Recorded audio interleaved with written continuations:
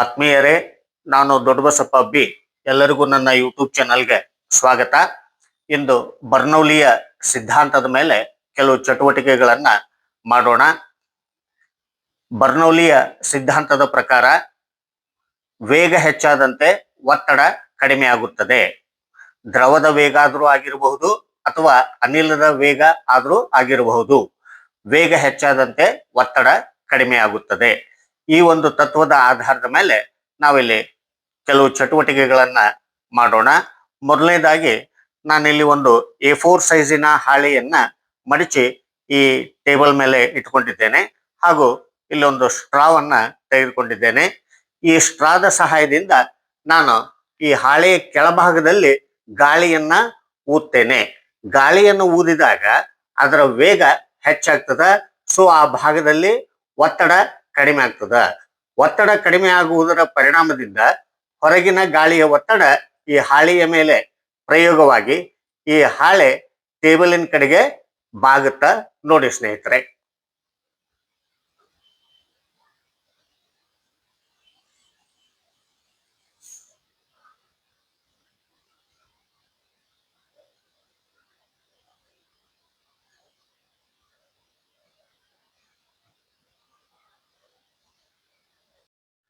ಈಗ ಎರಡನೇ ಚಟುವಟಿಕೆಯನ್ನ ನೋಡೋಣ. ನಾನಿಲ್ಲಿ ಒಂದು ಗಾಜಿನ ಲೋಟವನ್ನು ತೆಗೆದುಕೊಂಡು ಅದರ ತಳದಲ್ಲಿ ಒಂದು A4 ಸೈಜಿನ ಹಾಳೆಯನ್ನ ಕಟ್ ಮಾಡಿಕೊಂಡು ಆ ಹಾಳೆಯ ಒಂದು ತುದಿಯನ್ನ ಟಿಕ್ಸೋ ಟೇಪಿನ ಸಹಾಯದಿಂದ ಈ ಭಾಗದಲ್ಲಿ ಅಂಟಿಸಿಕೊಂಡಿದ್ದೇನೆ. ಈ ಒಂದು ಲೋಟವನ್ನ ಟೇಬಲಿನ ತುದಿಯಲ್ಲಿ ಹೀಗೆ ಇಡ್ತಾ ಇದ್ದೇನೆ. ಸ್ಟ್ರಾದ ಸಹಾಯದಿಂದ ನಾನು ಮೇಲ್ಭಾಗದಲ್ಲಿ ಗಾಳಿಯನ್ನ ಊದ್ತೇನೆ. ಇದರಿಂದ ಗಾಳಿಯ ವೇಗ ಹೆಚ್ಚಾಗುತ್ತಾ, ಒತ್ತಡ ಕಡಿಮೆ ಆಗುತ್ತಾ. ಈ ಹಾಳೆಯ ಕೆಳಭಾಗದಲ್ಲಿ ಗಾಳಿಯ ವೇಗ ಕಡಿಮೆ ಇರ್ತೈತೆ, ಒತ್ತಡ ಅಧಿಕ ಆಗ್ತದ. ಅದರ ಪರಿಣಾಮದಿಂದ ಈ ಹಾಳೆ ಏನಾಗ್ತದ, ಮೇಲಕ್ಕ ಹೋಗ್ತದ ನೋಡಿ ಸ್ನೇಹಿತರೆ.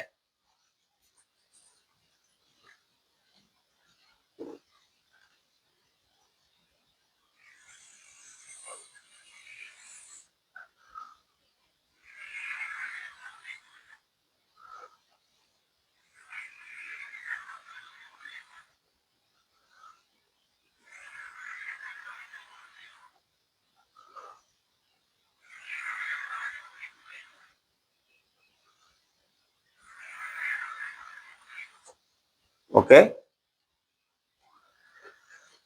ವಿಮಾನದ ರೆಕ್ಕೆಗಳು ಬರ್ನೌಲಿಯ ತತ್ವವನ್ನು ಆಧರಿಸಿಯೇ ರಚಿಸಲ್ಪಟ್ಟಿರ್ತವ.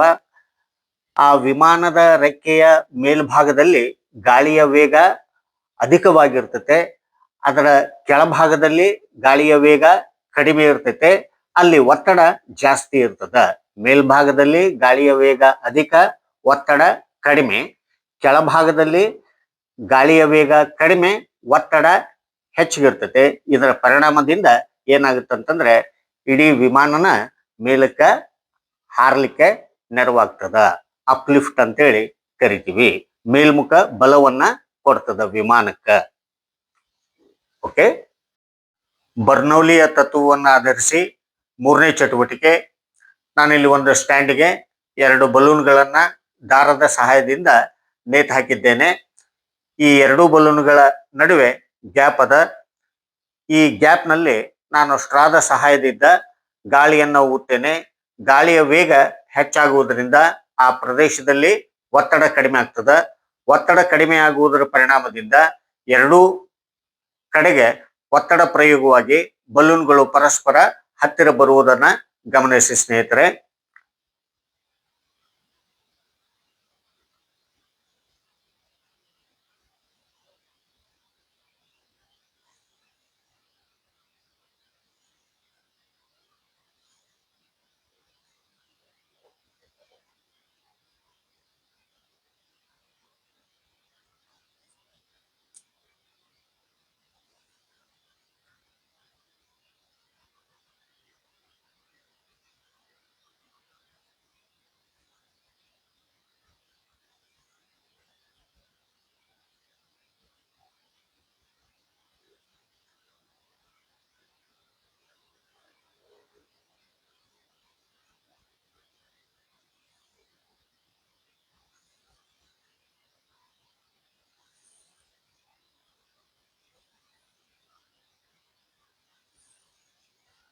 ಓಕೆ.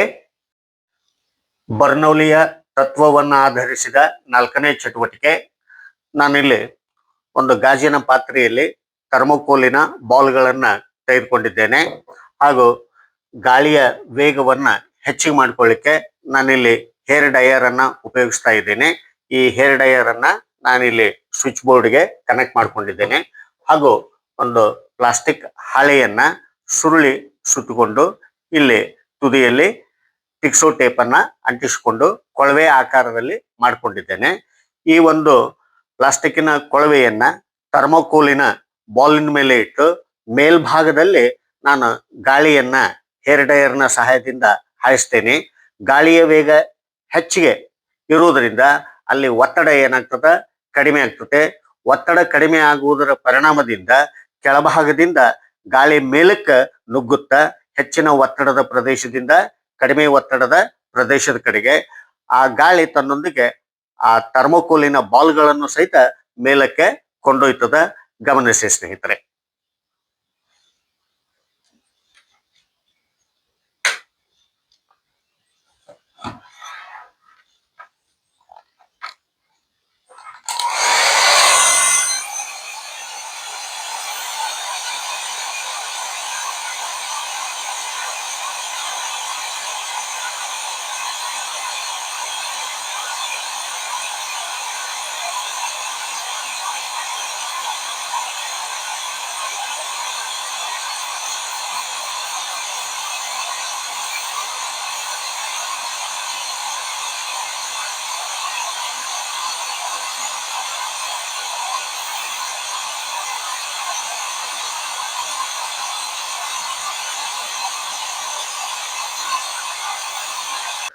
ನೋಡಿದ್ರಲ್ಲ ಸ್ನೇಹಿತರೆ, ಎಲ್ಲರಿಗೂ ಧನ್ಯವಾದಗಳು.